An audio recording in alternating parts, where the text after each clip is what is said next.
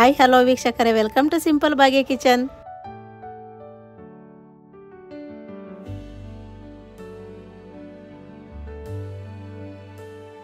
ಇವತ್ತು ನಾನೊಂದು ಆರೋಗ್ಯಕರವಾದಂಥ healthy recipe ಅಂತಲೇ ಹೇಳ್ಬೋದು.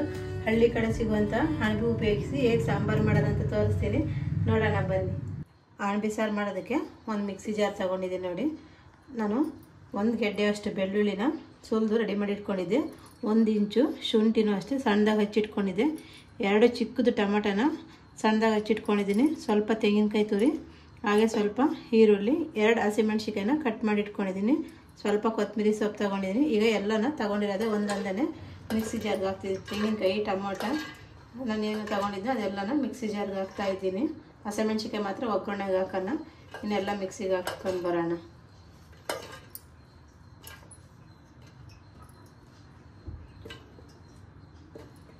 ನೋಡಿ, ಒಂದು ಸ್ವಲ್ಪ ಕೊತ್ತಂಬರಿ ಸೊಪ್ಪು, ಹಾಗೆಯೇ ಸ್ವಲ್ಪ ಧನಿಯಾ ಪೌಡರು ಮತ್ತು ಖಾರಕ್ಕೆ ಎಷ್ಟು ಬೇಕಷ್ಟು ಹಚ್ಚು ಖಾರದ ಪುಡಿನ ಎಲ್ಲ ಹಾಕಿ ಒಂದು ರೌಂಡು ಮಿಕ್ಸಿಗೆ ಹಾಕ್ಕೊಂಡು ಬರೋಣ.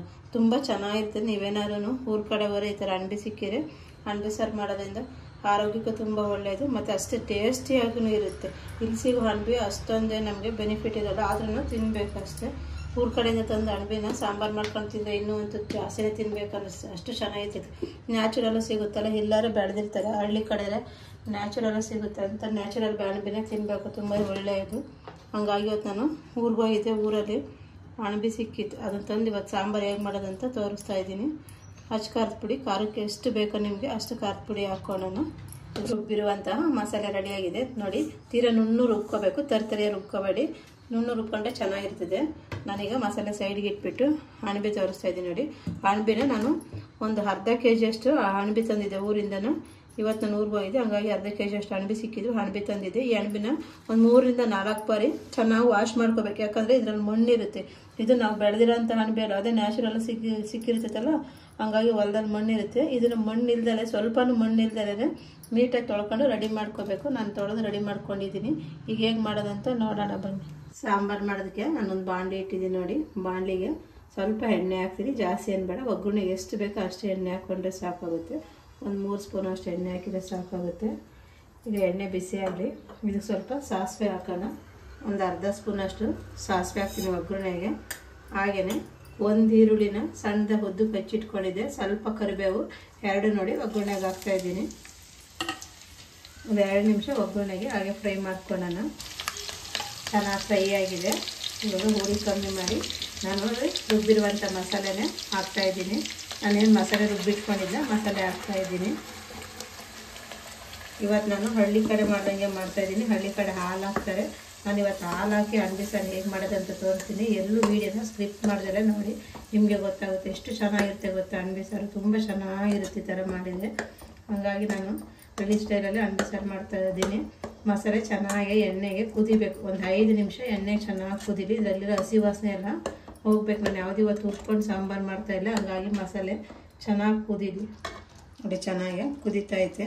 ಈಗ ನಾನು ತೊಳೆದು ರೆಡಿ ಮಾಡಿದ ನಂತರ ಅಣಬೆ ಹಾಕ್ತಾಯಿದ್ದೀನಿ. ನೋಡಿ, ಇದು ಅಷ್ಟೇ ಮಸಾಲೆ ಜೊತೆ ಒಂದು 5 ನಿಮಿಷ ನೀಟಾಗಿ ಕುದಿಬೇಕು. ಮಸಾಲೆ ಎಲ್ಲ ಅಣಬೆಗೆ ಹಿಡಿಬೇಕು. ಆಮೇಲೆ ನಾವು ಇನ್ನು ಸ್ವಲ್ಪ ನೀರು ಮತ್ತು ಹಾಲು ಹಾಕಿದರೆ ಸರಿ ಹೋಗುತ್ತೆ. ಫಸ್ಟೇ ನಾವು ನೀರು ಮತ್ತು ಹಾಲು ಹಾಕಿದರೆ ಮಸಾಲೆ ಹಿಡಿಯಲ್ಲ ಅಣಬೆ, ಹಂಗಾಗಿ ಒಂದು 5 ನಿಮಿಷ ಮಸಾಲೆ ಜೊತೆ ಅಣಬೆ ಚೆನ್ನಾಗಿ ಬೇಯಲಿ. ಎಲ್ಲ ಮಿಕ್ಸ್ ಮಾಡಿದ ಮೇಲೆ ಒಂದು 2 ನಿಮಿಷ ಚೆನ್ನಾಗಿ ಮಸಾಲೆ ಎಲ್ಲ ಹಿಡಿಯೋವರೆಗೂ ಬೇಯಲಿ. ಜಾಸ್ತಿ ಹೊತ್ತಿನ ಬೇಯಬೇಕಾಗಿಲ್ಲ ಅಣಬೆ, ಸ್ವಲ್ಪ ಒಂದು 2 ನಿಮಿಷ ಬೆಂದರೆ ಸಾಕಾಗುತ್ತೆ. ಒಂದು 2 ನಿಮಿಷ ನೋಡಿ, ಮಸಾಲೆ ಎಲ್ಲ ಹಿಡಿದು ಕುದೀತಾ ಇದೆ. ಈಗ ನಾನು ಏನು ಮಿಕ್ಸಿ ರುಬ್ಕೊಂಡಿದ್ದೆಲ್ಲ ಅದೇ ಮಿಕ್ಸಿಯಲ್ಲಿ ಸ್ವಲ್ಪ ಜಾರ್ ತೊಳೆದ್ಬಿಟ್ಟು ನೀರು ಹಾಕ್ತಾಯಿದ್ದೀನಿ. ಜಾಸ್ತಿ ನೀರು ಹಾಕ್ತಾಯಿಲ್ಲ, ಸ್ವಲ್ಪ ನೀರು ಹಾಕಿದರೆ ಸಾಕು. ಹಾಗೆಯೇ ನಾನು ಒಂದು 3/4 ಗ್ಲಾಸ್ ಅಷ್ಟು ಹಾಲು ಕಾಯಿಸಿ ರೆಡಿ ಮಾಡಿ ಇಟ್ಕೊಂಡಿದ್ದೆ. ನೋಡಿ, ಊರಿಂದ ತಂದಿರೋ ಹಾಲು ಇದು, ಅಷ್ಟು ವೈಟ್ ಕಾಣಿಸ್ತದೆ. ನೋಡಿ, ಇಲ್ಲೇ ಹಾಲಾದರೆ ಇಷ್ಟು ವೈಟ್ ಕಾಣಿಸಲ್ಲ, ಎಮ್ಮೆ ಹಾಲು. ಹಂಗಾಗಿ ಈ ಹಾಲು ಹಾಕ್ತಾಯಿದ್ದೀನಿ. ತುಂಬ ಚೆನ್ನಾಗಿರುತ್ತೆ. ನಾವು ಹಾಲು ಹಾಕ್ಬಿಟ್ಟು ಅಣಬೆ ಸಾರು ಮಾಡಿ ತಿಂತಾಯಿದ್ರೆ ಅಪ್ಪ ಇನ್ನೂ ಒಂದಿತ್ತು ತಿನ್ನಬೇಕು ಅನ್ನಿಸ್ತೈತೆ. ಯಾರೆಲ್ಲ ಊರ ಕಡೆಯಿಂದ ಅಣಬೆ ತರ್ತೀರ ಅವರು ದಯವಿಟ್ಟು ಹಾಲು ಹಾಕ್ಕೊಂಡು, ಇಷ್ಟ ಆದವರು ಎಲ್ಲರೂ ಹಾಕ್ರಿ ಅಂತ ಹೇಳ್ತಿಲ್ಲ ನಾನು, ಯಾರು ಇಷ್ಟ ಆಗುತ್ತೋ ಹಾಲು ಹಾಕಿ ಸಾಂಬಾರು ಮಾಡಿದ್ರೆ ಊಟ ಮಾಡ್ತೀರಲ್ಲ ಅಂಥವ್ರು ದಯವಿಟ್ಟು ಅಣಬೆ ಸಾರಿಗೆ ಹಾಲು ಹಾಕ್ಕೊಂಡು ತಿನ್ನಿ, ತುಂಬ ಚೆನ್ನಾಗಿರುತ್ತೆ. ನೋಡಿ, ನಾನು ಇನ್ನೊಂದು ಸ್ವಲ್ಪ ಉಳಿಸಿದ್ದು ಹಾಲು ಹಾಕ್ತಾಯಿದ್ದೀನಿ. ಈಗ ರುಚಿಗೆ ಎಷ್ಟು ಬೇಕಷ್ಟು ಉಪ್ಪು ಹಾಕೋಣ. ರುಚಿಗೆ ತಕ್ಕಷ್ಟು ನಾನು ಕಲ್ಲು ಉಪ್ಪು ಹಾಕ್ತಿದ್ದೀನಿ. ಪುಡಿ ಉಪ್ಪು ಹಾಕೊಳ್ಳಿ, ಇಲ್ಲ ಕಲ್ಲು ಉಪ್ಪು ಹಾಕೊಳ್ಳಿ. ಒಂದು ಅಳ್ಳು ಉಪ್ಪು ಕಮ್ಮಿ ಹಾಕಿ, ಜಾಸ್ತಿ ಏನು ಉಪ್ಪು ಹಾಕೋಂಗಿರಲ್ಲ. ಮತ್ತೆ ಬೇಕಂದರೆ ಆಮೇಲೆ ಹಾಕೋಬೋದು. ಜಾಸ್ತಿ ಹಾಕಿದರೆ ತಿನ್ನೋಕ್ಕಾಗಲ್ಲ. ಮತ್ತು ಫಸ್ಟೇ ಅದು ಅಪರೂಪಕ್ಕೆ ಸಿಗುತ್ತೆ, ಯಾವಾಗ ಸೀಸನ್ ಇದ್ದರೆ ಮಾತ್ರ ಸಿಗೋದು.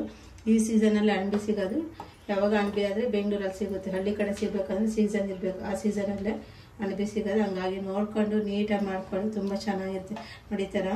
ಈ ಥರ ಅಣಬೆ ಎಲ್ಲರಿಗೂ ಸಿಕ್ಕಿದ್ರೆ ತುಂಬ ಚೆನ್ನಾಗಿರುತ್ತೆ. ಎಲ್ಲ ಈ ಥರ ಸಿಕ್ಕಿಲ್ಲ, ಸ್ವಲ್ಪ ಹಳ್ಳಿರ ಅಣಬೆ ಸಿಕ್ಕಿದೆ. ಹಂಗಾಗಿ ಇವತ್ತು ಯಾವ ಸಿಕ್ಕಿದೆಯೋ ಅದನ್ನು ನಾನು ಅಣಬೆ ಸಾರು ಮಾಡಿ ತೋರಿಸ್ತಾ ಇದ್ದೀನಿ. ಈಗ ಎಲ್ಲ ಉಪ್ಪು ಹಾಕಿ ನೀಟಾಗಿ ಮಿಕ್ಸ್ ಮಾಡಿದ್ದೀನಿ. ಇದನ್ನು ಒಂದು 5 ನಿಮಿಷ, ಜಾಸ್ತಿ ಹೊತ್ತೇನು ಬೇಯಿಸೋದು ಬೇಕಾಗಿರೋ ಇದು ಅಣಬೆನ. ಹಾಗಾಗಿ ಒಂದು 5 ನಿಮಿಷ ಕ್ಯಾಪ್ ಕ್ಲೋಸ್ ಮಾಡಿ ಬೇಯಿಸ್ಕೊಂಡು ಬರೋಣ. ನೋಡಿರಲ್ಲ ವೀಕ್ಷಕರು, ಇವತ್ತು ನಾನು ಯಾವ ರೀತಿ ಸಿಂಪಲ್ಲಾಗಿ ಹಳ್ಳಿ ಸ್ಟೈಲಲ್ಲಿ ಅಣಬೆ ಸಾಂಬಾರು ಮಾಡಿದೆ ಅಂತ. ನೀವು ಇಷ್ಟ ಆದರೆ ಲೈಕ್ ಮಾಡಿ, ಹಾಗೆ ಶೇರ್ ಮಾಡಿ, ನಮ್ಮ ಚಾನಲ್ನ ಸಬ್ಸ್ಕ್ರೈಬ್ ಮಾಡಿ, ಪಕ್ಕದಲ್ಲಿರುವ ಬೆಲ್ ಐಕನ್ ಬಟನ್ನ ಕ್ಲಿಕ್ ಮಾಡಿ ಹಾಲ್ ಅಂತ ಸೆಲೆಕ್ಟ್ ಮಾಡಿ. ಈ ಥರ ನಮ್ಮ ಹೊಸ ವಿಡಿಯೋಗಳೆಲ್ಲ ಬೇಗನೆ ನೋಡ್ಬೋದು. ನೆಕ್ಸ್ಟ್ ವಿಡಿಯೋದಲ್ಲಿ ಸಿಗೋಣ.